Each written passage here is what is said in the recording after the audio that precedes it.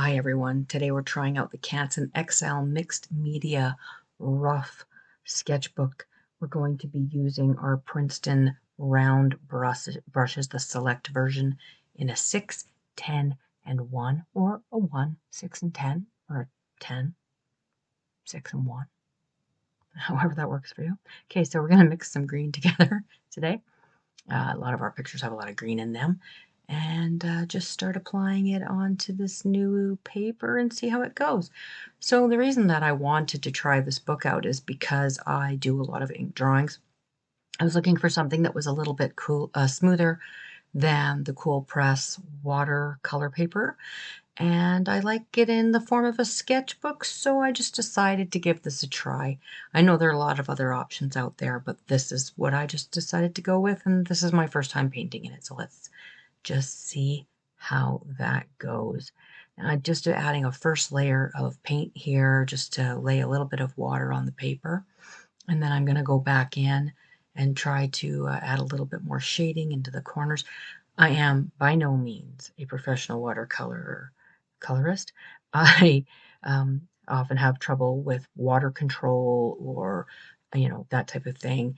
I'm pushing too much color around sometimes. I get impatient and I don't wait for my watercolor to be ready to go. And so, that does look for a lot of mistakes. But um, I am not perfect by any stretch, and I don't expect that from myself. So at least I can, go lightly on myself.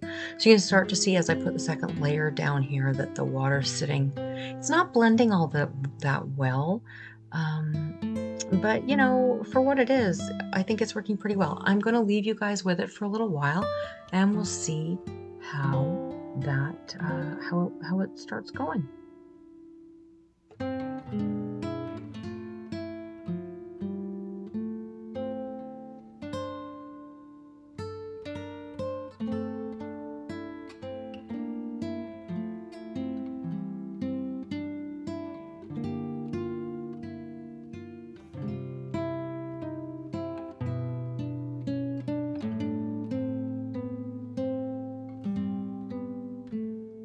So I started drawing in this style quite some time ago. I started drawing only a couple of years ago. When I hit 50, it was really odd. I just got really creative and started drawing. So I have been drawing, a lot of houses, a lot of buildings, a lot of farms, farm animals, trees, just the kind of stuff that I see around me, that I guess. Yeah, and I really have enjoyed this. Um, Form of drawing. It's kind of like a 2D way to stretch your stuff out. I like to paint in portrait a lot because it forces you to squeeze your ideas in a little bit more. And yeah, just all green right now. I do love my green. And yeah, so I'll leave you with a little bit more music.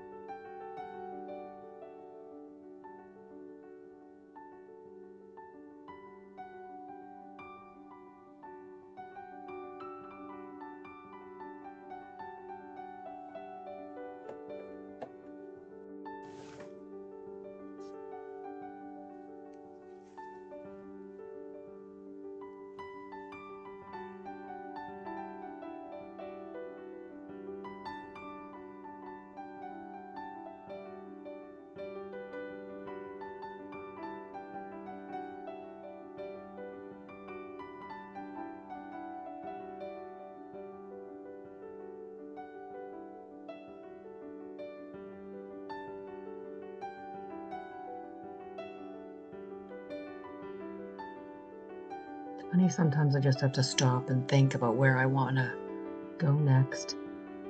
And it's funny because you're sitting here drawing and you don't even notice that you missed stuff, like the tree up at the top there I never painted for some reason.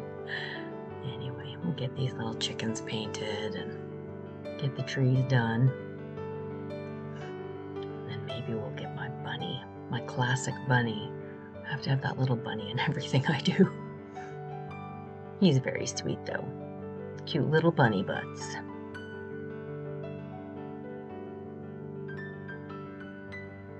Chickens first though.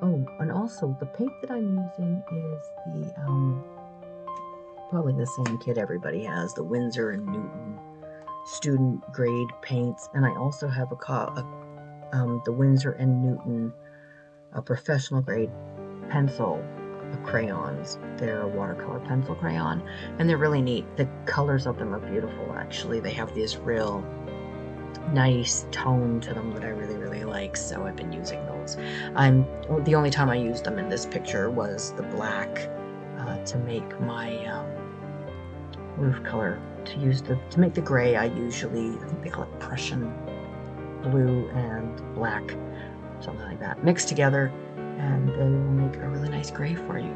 So you'll see that as we come down to do the road and some of the rooftops a little bit later on in the paint. Always got to keep a tissue on hand to dab up your mistakes. And I have this really terrible habit when I and this is my first watercolor painting I've done in a really long time, so you're just gonna have to forgive me a lot, I feel. But I have this really terrible habit of painting from right to left rather than left to right, and so I do have a tendency to put my hand in what I painted. So, I get better, you get better. I'm not a perfectionist at anything. We call it simple crafts by a simple crafter for a reason, and the simple crafter is me. But I do love drawing my pictures out like this, and I do have copies of a lot of them as coloring pages. If you go to my Ko-fi account, I do have them available for a free download. So if you want to do that, you certainly can, and I will put a link to that below. And I hope that you enjoy coloring and drawing my pictures as much as I enjoy drawing them. So, yeah.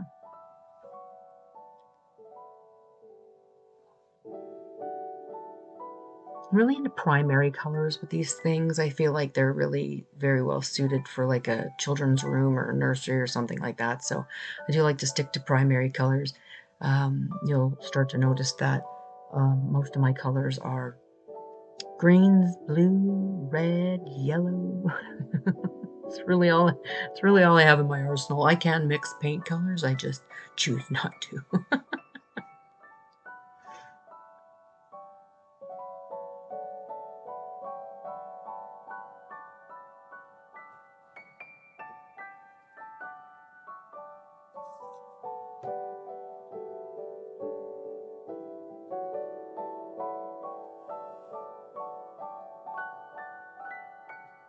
Do you watercolor paint? What's your favorite thing to do? Leave a comment below and let me know more about who's watching and what it is that you like, what you want to see more of, what you want to try. What crafts are you looking forward to doing as we settle in here in North America to the wet and the cold?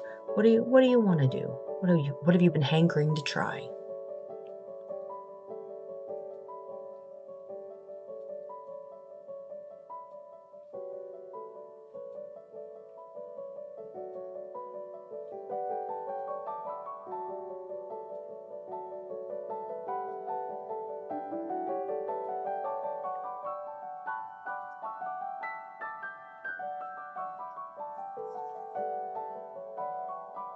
Yeah, I'm actually pretty impressed for a paper that's not a watercolor paper because it's kind of nice to draw on too. It's less smooth than I remembered it being in my mind from drawing, because I did draw this picture a while ago. But it's smooth. In my mind, I was thinking it was too smooth and it was bothering me, the feeling of my pen over it. So I wasn't really using this book, which is why we're here today, to see if we can give it a rough go for its rough pages. And it is actually holding up quite well. I am going to go in and add a lot more green here. I'm doing wet on dry because I don't want to overload the page, so that's why we're doing that.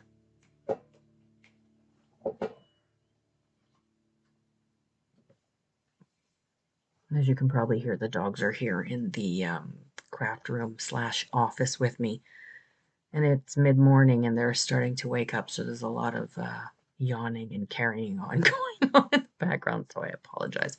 Hopefully that's getting covered up by whatever lovely music we decide to play for you.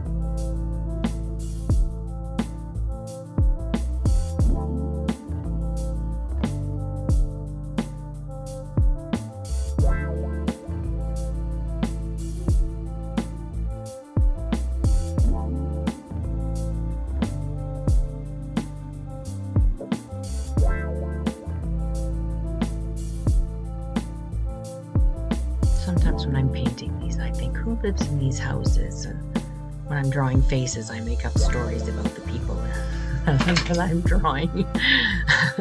My niece and I were talking about that the other day, giving them backstories, you know. We're the artists, we get to make it up as we go.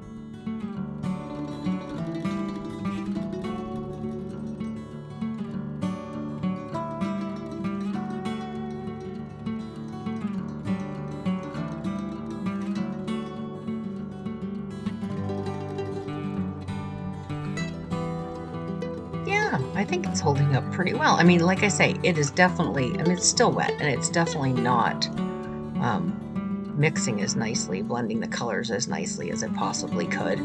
But, you know, for a not watercolor book, it's holding up pretty well. I'm actually pretty impressed. Maybe I don't know any better. That's possible too. But I've used all kinds of different watercolor papers and pens and such, and I like this. I'm glad I went ahead and got the opportunity to try this out, and I think I'll be drawing in it much more. I am looking for a watercolor sketchbook, like a book that's got these bindings on it where I can flip the page, but they're having a hard time coming by the right one that I want that's in the right size. I don't want anything too small. Anyway, if you have any suggestions, let me know below. And I'll link to all the supplies I'm using below too, obviously, and then you can go and take a look and see if it will work for you.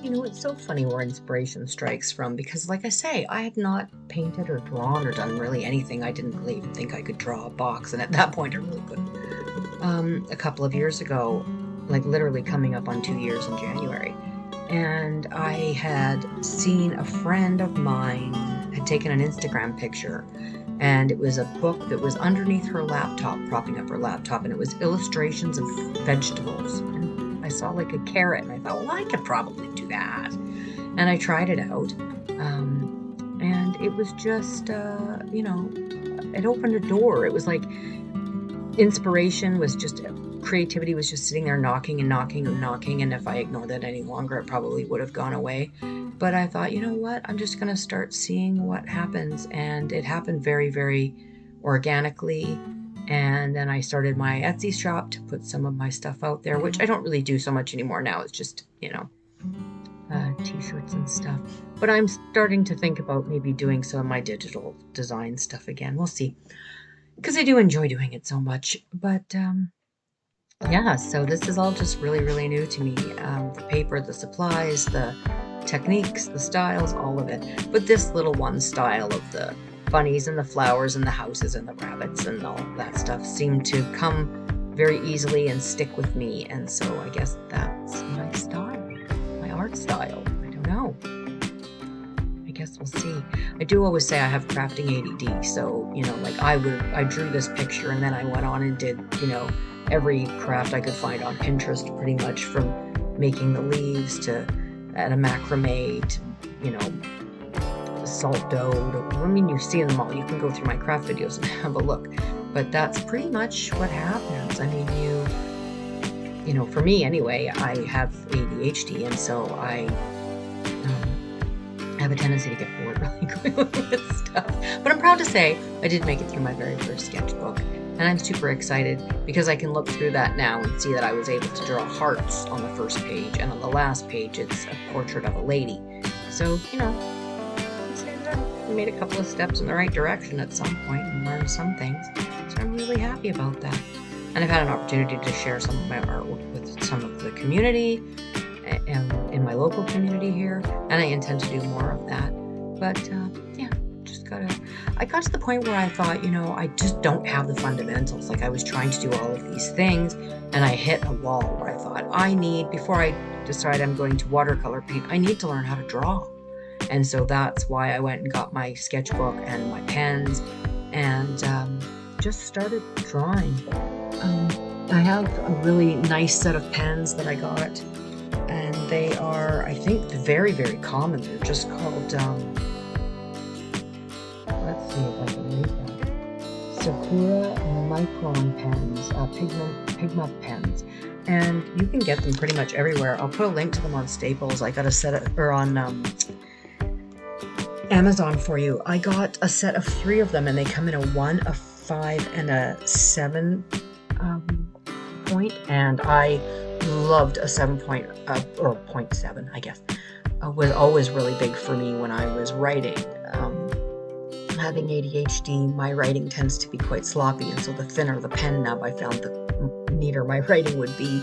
And so I was always looking for a 0.7 pen, and then to find a 0.1 and are they 0.1s or 0.01s? Let's see. Oh yeah. Oh no, they are 0. 0.1, 0.5, 0.3s. So yeah, amazing. I love them so much, and they're waterproof, so I'll put a link below and you can get them.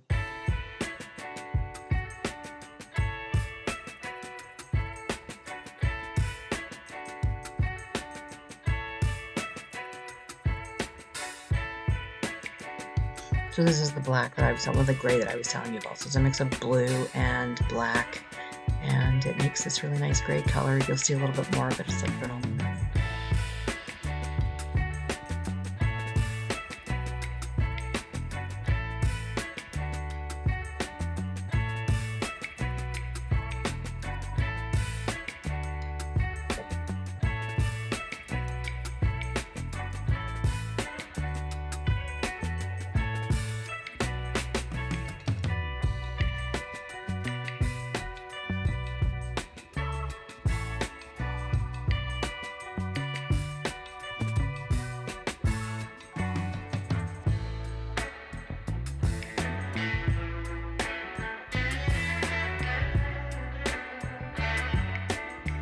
See, doesn't that make such a nice bluey black color? I like it. Yeah. I think they call it Payne's Gray, but you can get this by mixing blue and black together.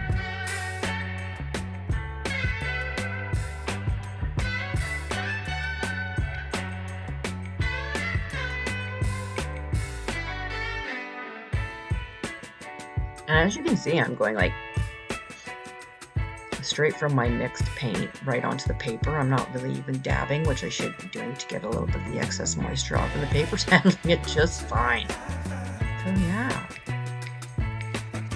Canson. Who would have thunk it?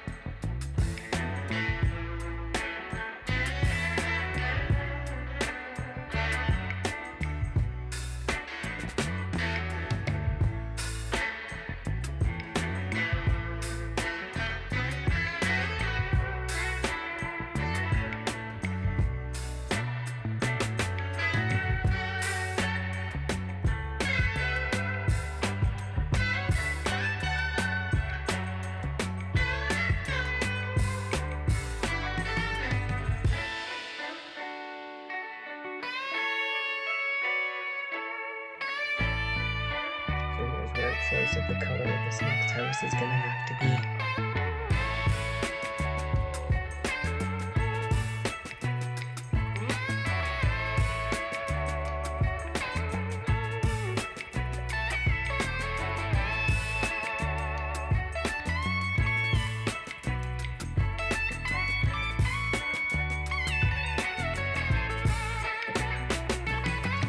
Yellow and blue house.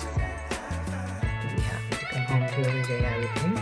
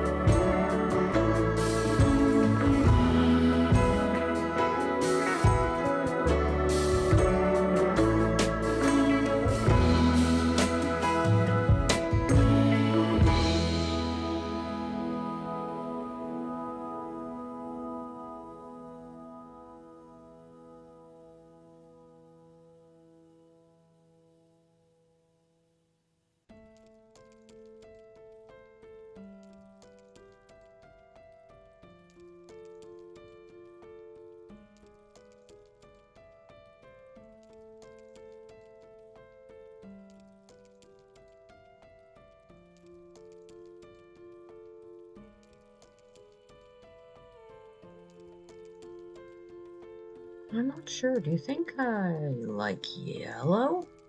The brighter the better. The thicker the better. I love yellow. I mean, it's such a happy color. What's not to like?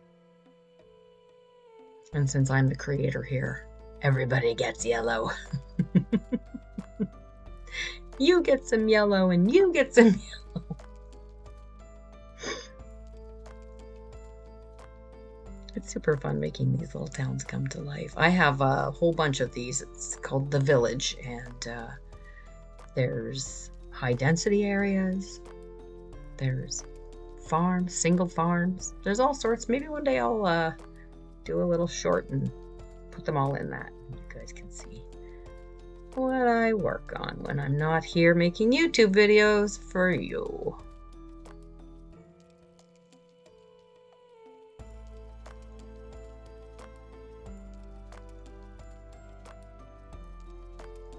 Yeah, who wouldn't want to live in a red building with bright yellow curtains?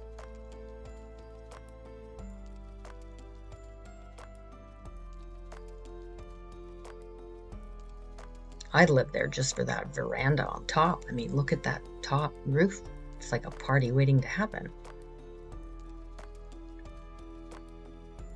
Okay, well, what I decided to do was really put it through its paces here and try to cover the whole page in green, because I do prefer not to have all that white in the background. So I'm just going to go in with my big fat number 10 brush, a lot of water and a lot of green, and just see how well the paper holds up. Gotta get the dog hair off my paintbrush. So classy.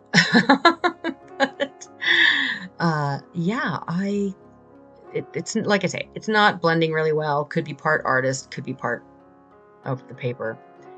Probably like little of column A, little of column B. But this paper is really holding up well. It's not balling or crumbling or falling apart. It's not the best, mixing in the world. It does, as it starts to dry, it will definitely start to look a little bit better. And it's letting me rework areas, which is just fantastic. So yeah, good. I'm pretty happy.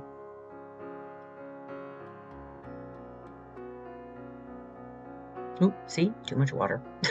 Get in there with your tissue and just dab it right off.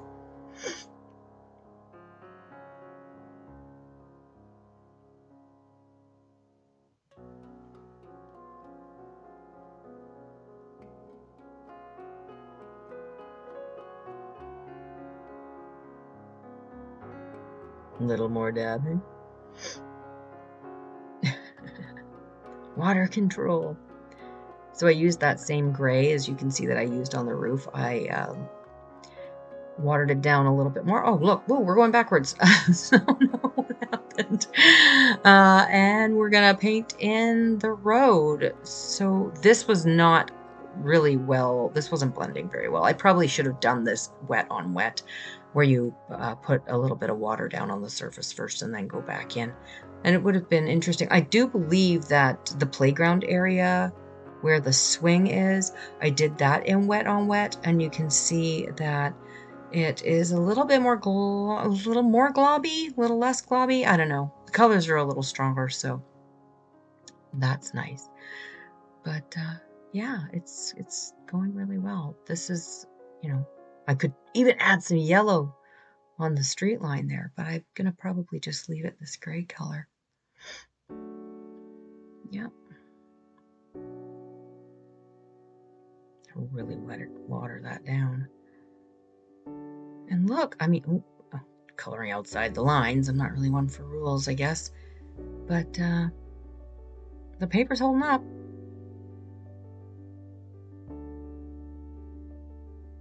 This is great. Like, if you're not looking for professional level of quality, I don't remember what I paid for this book. It was not a lot. It was on sale, I think, at Michael's when I got it.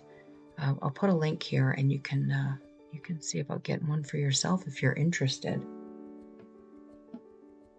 It actually has, so it's 7 by 10 inches, or 17 by 25 centimeters. It's 114-pound paper, and it is a rough surface for wet and mixed media. And how many pages does it have? 60 pages. It does have a perforated edge, and it does have a spiral binding. And yeah, I'm just looking at it the next day here as I sit at my desk, and it's, it's pretty blotchy, I will be honest. The painting is pretty blotchy, but like I said, that could be me as well. Just gonna hear my scratching as I play with the page. But yeah, I mean, if you just wanted to do the houses and you didn't want to do all of that heavy duty green in there, or if you found a way to do it maybe a little bit better than me, then I think it would work just perfectly. Honestly, I think it would work really, really well. So if you're looking for something that you can write on and then paint over, or even use a fat felt on, you get those really fat, juicy felts, and they want to bleed through your paper, or I have those Sharpie fine tips that I really like. They blend really nicely, but they do bleed through on the page. So I imagine that this would be really nice for that as well. So yeah, enjoy. There you go. Oh, it's blotchy.